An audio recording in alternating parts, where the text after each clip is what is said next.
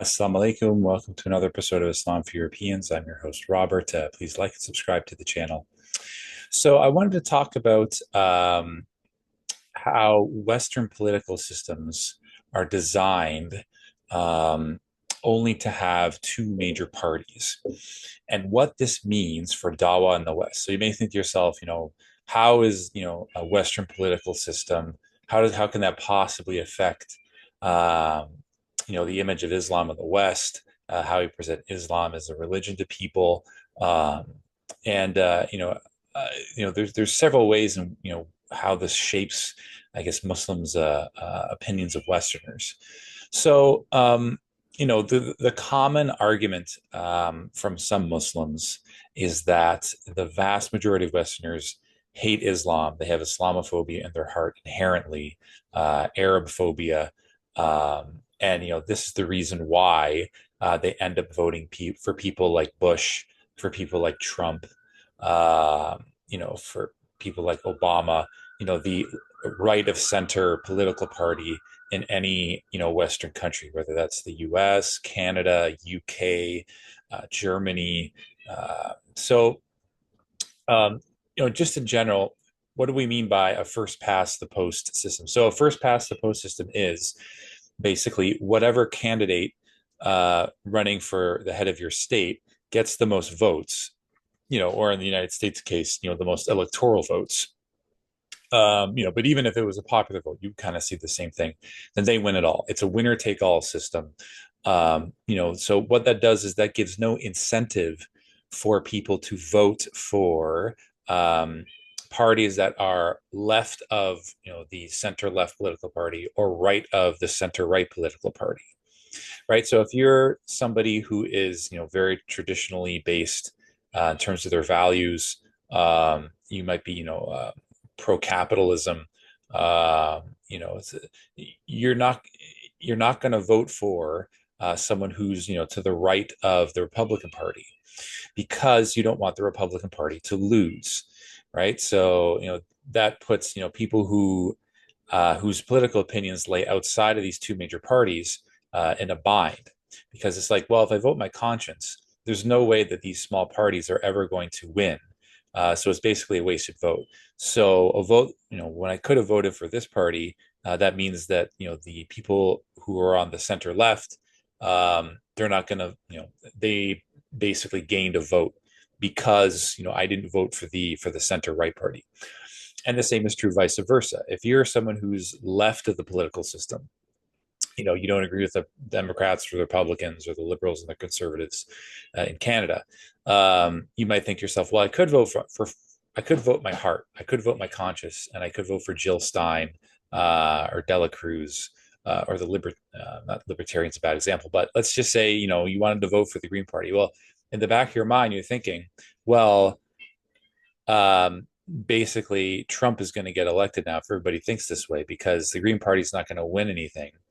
And on top of that, it just gives more chances for Trump to win, right? So, the fact of the matter is, when it comes to a first past the post system, the two major parties in every Western country, they're going to have very similar platforms. They're going to, almost be unrecognizable in many cases.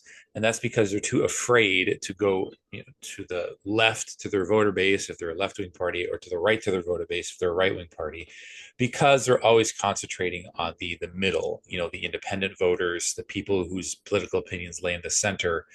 Um, and on top of that, in every Western country, these political parties are incredibly corrupt.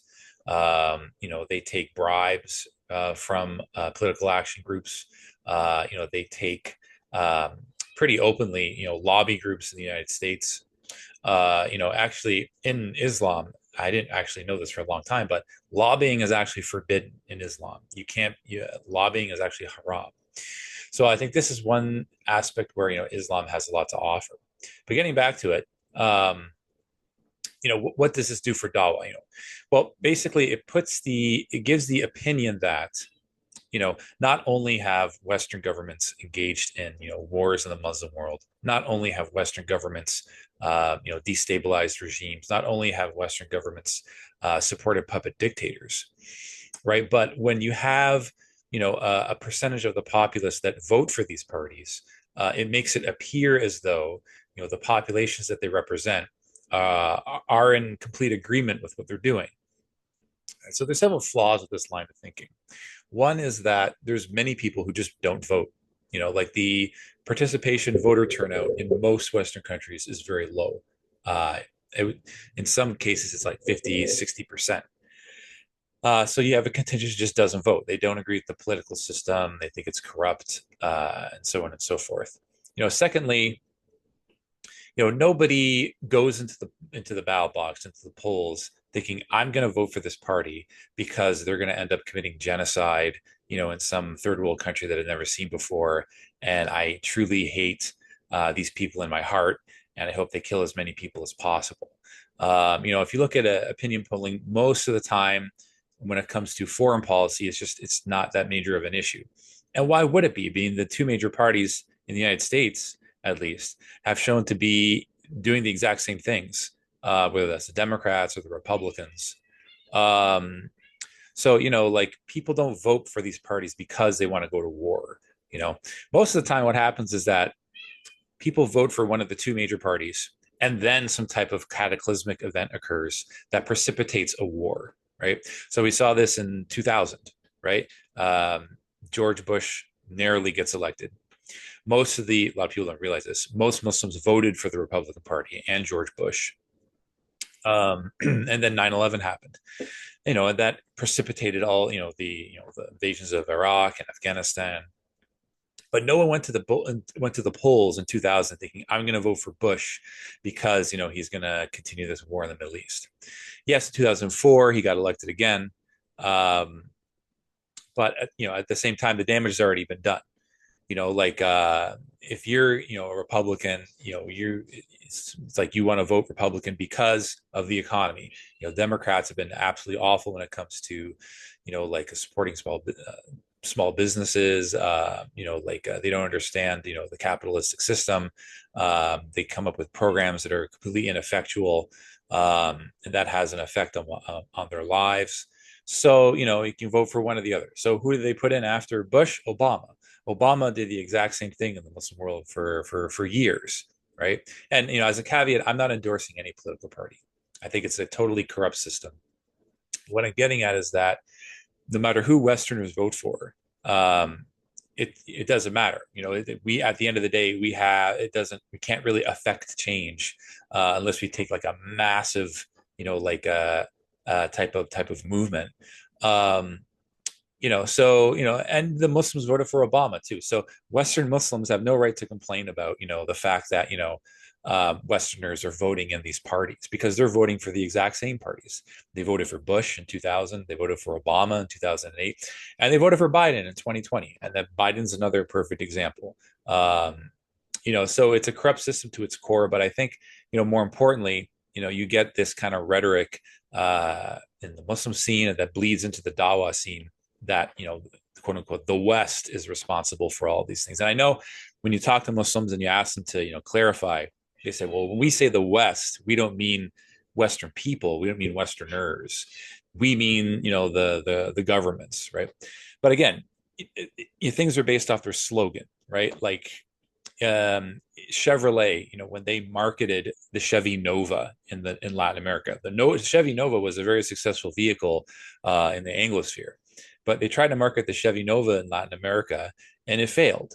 Why? Because Nova in Spanish means it doesn't go in Spanish. Now, it doesn't matter how good the vehicle is. It could run for 200, 500,000 miles. But it's the image, it's the slogan that you're portraying, that is going to end up, deciding yes or no for the people. So instead of saying a term like the West, you saying like, say Western governments or the elites or the powers that be or lizard people or anything other than the West, because to the West, people who live in the West, that's home. Like it'd be like going to say like, going to China and you're trying to give Dawah in China, and you're trying to bring people to Islam in China, and your archetypal Islam hater, you'll refer to that person as the Chinaman. I mean, like, it's gonna what one thing is gonna do is gonna turn your average Chinese person off, but the person who converts to Islam from China, the Chinese person, you know, the image that they're going to get is they're going to come across as a total traitor to their people. So that's going to make it more and more difficult for them to survive as a Chinese convert to Islam. Right. So and I know that some people may think that I'm splitting hairs. They say, well, it's not our job, to try to appease Westerners. There's a difference between appeasing and actually, endearing to people, right? Like, over the last 11 months, what have we seen, from, Western populations abroad, when it comes to, if you spend any amount of time, talking to people, either going to the protests or, just even reaching out to people, you know, millions of people, millions of Westerners, non-Muslim Westerners have gone to the pro-Palestinian protests. Thousands of Westerners have converted to Islam. There's been a 400% increase in shahadas. Public opinion in every Western country has turned in our favor. There's that poll that I showed in More in Common from the UK showing that there's a wide range of attitudes what people think about Muslims. But and I think one of the problems is, and this is not to fault Muslims living in the West personally, but by and large, and I've been Muslim for 20 years, they stick to their own enclaves. They don't really talk to non-Muslims. They don't really engage in non-Muslim events or societies or organizations. And we live in a more social media heavy world. Ever since COVID, we're more reliant on social media for public opinion. And that's just the worst place for public opinion, because when you are, say that you're Muslim and you're online, all you're going to do is attract haters. You're going to attract people who hate you the most, and you're just going to think that everyone in the West thinks this way. And this bleeds into the Dawah scene as well. There's an over focus on people who hate Islam, and these are the main people that we're interlocutors with. So who ends up representing the West is, your Jordan Petersons and your Douglas Murrays and your Tommy Robinsons, people who don't represent the average Westerner based on polling, based on opinions, so yeah, I mean, it's on the surface, you would think, what does a political system have to do with, the image of Islam in the West? But I think it plays a major role because, we have a system where our governments end up representing, what Westerners think about what we say and do and what we want for the world. And it never used to be this kind of turbo level conservatism, that we see now in 2024. I mean, back in like the 80s and the 90s, for example, like I'll give you a perfect example in Canada. The governments were there's only one political party that was for the invasion of Iraq in 2003. Every single governmental party in Canada was against it, except for the Canadian Alliance. So, yeah, I mean, it's sad. It's sad to see. I just wish that, there was more discourse and dialogue between your average Westerner and, your average Muslim, you know. And, finally, on a final note, Westerners, we have no representation in terms of, on a political level, even putting, political parties aside, there's no organization we can create, to express these kinds of opinions. Sure, you have like Americans for Liberty and stuff, and you have, the ACLU, but they're not really apparent, in, the social media scene. The only thing that gets real attention on legacy media is the opinions of people like Piers Morgan, really like, boomer, dinosaur world opinions on things. So I know many Muslims don't believe this. I know many Muslims know, who spend time in the Anglosphere know that, there are many people who are on their side, that, it's not as bad, as what some social media influencers or left-wing Muslims and universities say, that the entire West is evil. Um, like they understand that, they talk to, many non-Muslim white Westerners on the ground, and, they realize that there's a lot more nuance, to these things. But the way that, the media system is set up, it creates, too much hate on both sides. And, like you're going to have non-Muslim white Westerners who think, all Muslims are evil, or most Muslims believe in X, Y, Z, because of what they see, in the media world, because of what they see their leaders doing, and that's another thing. That's another point I think I wanted to point out. I know I actually been rambling on and stuff, but okay, so Western people, let's say, some people will say we're still at fault because of what our governments have done. Okay, well, if that's true, then, what about the Muslim world? Like Muslim governments have, they're run by puppet dictators, most of them, but they do and say absolutely awful things. They oppress their own people. They support terrible regimes. Muslims don't ever say, like, oh, the people of Egypt, they're corrupt. They hate us because of what, Sisi is doing, and so on and so forth, right? And I know they have a totally corrupt political system. They don't even have a two-party system where people vote on things and stuff like that. They're totally oppressive regimes. What I'm getting at is, you can't. It's like the pot calling the kettle black. I mean, you can't say that all Westerners or most Westerners uh, hate Muslims and Islam because of what, Western governments are doing. When the same thing is going on in the Muslim world, and we have no. It doesn't matter who we vote for. It doesn't matter if it's liberal or conservative or Democrat or Republican. They have a certain agenda. They're going to stick to that agenda.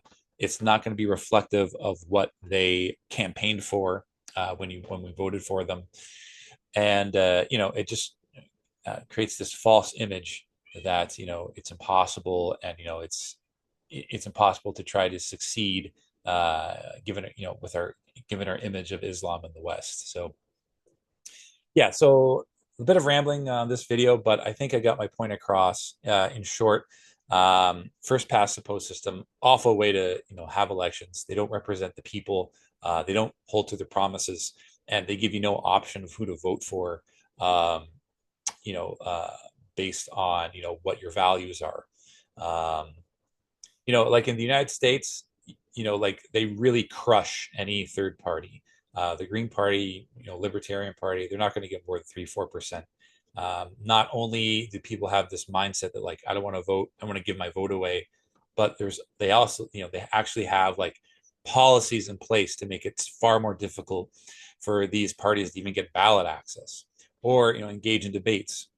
So what happens happening is these parties like the Green Party, Libertarian Party, not that I agree with their platforms either, but they will spend all their time and money and resources just to get onto the ballot, right? So that's precious time, money, and effort that could have been spent on campaigning, that could have been spent on, like creating social media accounts, things of that nature. In Canada, it's a little bit better because you can actually vote, for the person in your riding. So there's actually a chance that small parties can get at least representation in the government.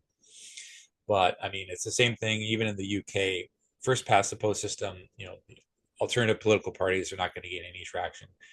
So yeah, that's my time for the day. Thank you for listening. I'm Robert from Islam for Europeans. Please like and subscribe, and let me know what you think. Let me know what you think in the comment section. Um, Take care. Assalamu alaikum wa rahmatullah wa barakatuh.